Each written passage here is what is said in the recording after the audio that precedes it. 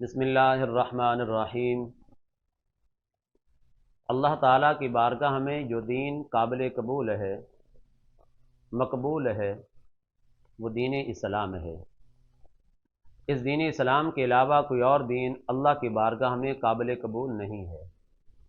اللہ نے خود قرآن کے اندر بیان کیا، سورہ آل عمران آیت نمبر 19، ان الدین عند اللہ الاسلام، بے شک اللہ کے ہاں دین اسلام ہی ہے۔ اس دین کے علاوہ کوئی اور دین قابل قبول نہیں ہے۔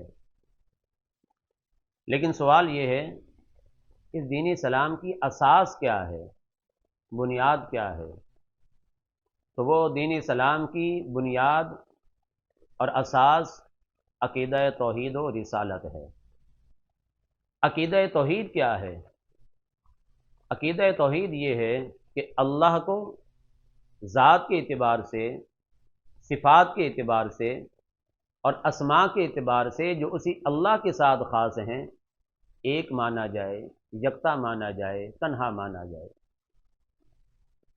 عقیدہ توحید کی اہمیت کتنی ہے، اس سے اندازہ لگایا جا سکتا ہے کہ ابھی اللہ نے ہمیں یہ وجود نہیں دیا تھا، عالم ارواح کے اندر اللہ نے ساری ارواح سے ایک اقرار کروایا تھا، ایک وعدہ لیا تھا۔ وہ کیا تھا؟ اللہ نے قرآن کے اندر بیان کیا، سورۃ الاعراف آیت نمبر 172۔ اللہ نے اس آیت کریمہ کے اندر فرمایا، اس عالم ارواح کے اقرار کے حوالے سے، وعدے کے حوالے سے، الست بربکم، کیا میں تمہارا رب نہیں ہوں؟ سبھی ارواح نے جواب دیا تھا، بلا، جی ہاں یا اللہ تو ہمارا رب ہے۔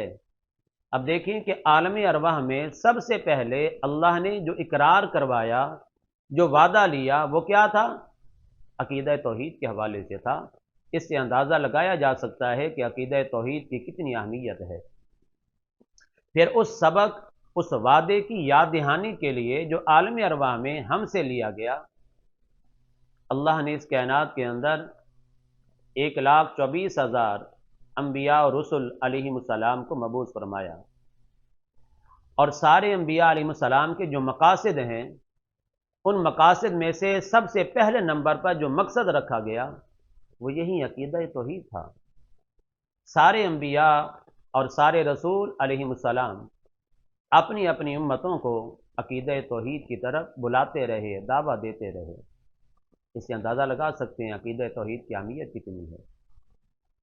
عقیدہ توحید کی اہمیت کا اندازہ اس سے بھی لگایا جا سکتا ہے کہ اللہ نے اپنی آخری کتاب قرآن میں بہت سے کام کرنے کے احکامات دیے۔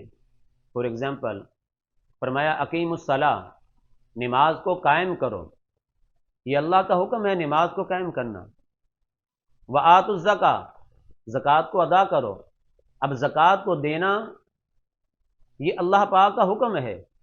روزے کے حوالے سے فرمایا، یا ایھا الذین آمنوا کتب علیکم الصیام کما کتب علی الذین من قبلکم لعلکم تتقون۔ اس آیت کریمہ میں اللہ نے روزے رکھنے کا حکم دیا ہے۔ ایک اور مقام پر حج اور عمرے کے حوالے سے فرمایا، وَأَتِمُّوا الْحَجَّ وَالْعُمْرَةَ لِلَّهِ۔ یہاں پر اللہ پاک نے حج اور عمرے کے حوالے سے حکم دیا ہے۔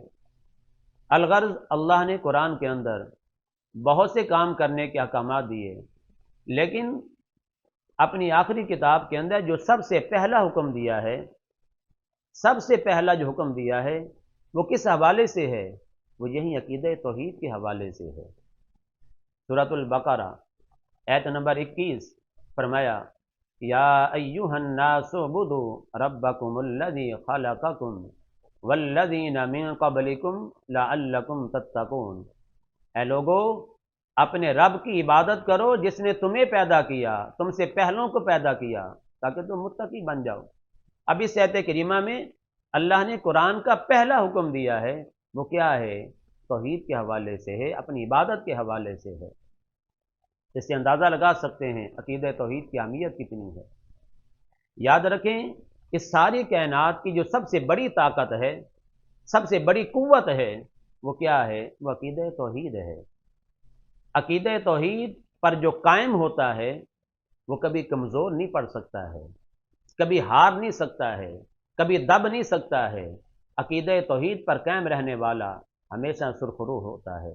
اللہ کی بارگاہ میں دعا ہے کہ اللہ ہمیں عقیدہ توحید پر قائم رکھے، اور اللہ ہمیں عقیدہ توحید پر ہی اس دنیا سے لے جائے۔ آمین۔